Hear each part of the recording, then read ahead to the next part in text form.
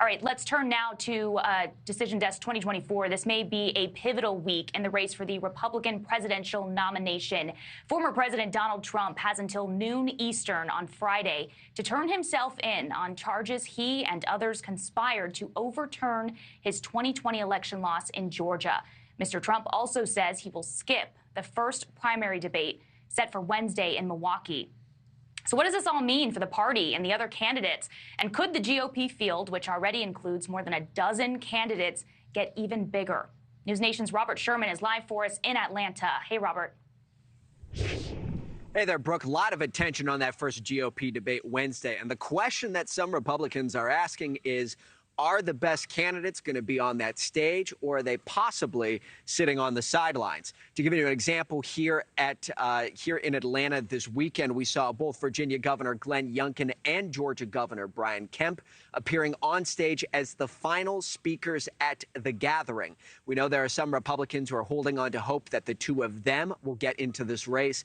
Both emphasize they are not interested in seeking the White House at this point, but do say 2024 is critical. Listen to this.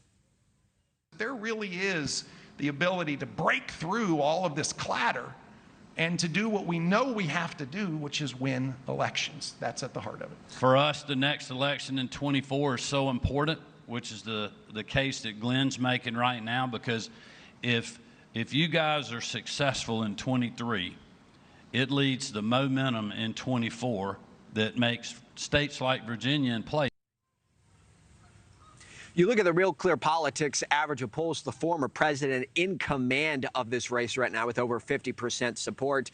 Florida Governor Ron DeSantis distantly back in second. Vivek Ramaswamy sitting in third. A lot of these rumblings about possibly expanding the field have largely become, we have seen the Florida governor's poll numbers sliding over the last couple of weeks, but his surrogates emphasize just be patient. I really look at the debate coming up next Wednesday as the way most people look at Labor Day in their home state. It's really when the race begins. It's when more Americans will tune into the presidential race. So there are some who say the field should get wider, but others, such as Iowa Governor Kim Reynolds, saying not so fast. The field's already too big. It's time for it to constrain and coalesce into just a couple of candidates. We'll see what happens, but don't look now, Brooke. We are less than 5 months away from Iowa caucus night. Brooke? So much to look forward to. Okay, Robert Sherman in Atlanta for us. Thank you. Thank you for watching. Go to newsnationnow.com to find News Nation on your television provider. And don't forget to click the red subscribe button below to get more of News Nation's fact-driven, unbiased coverage.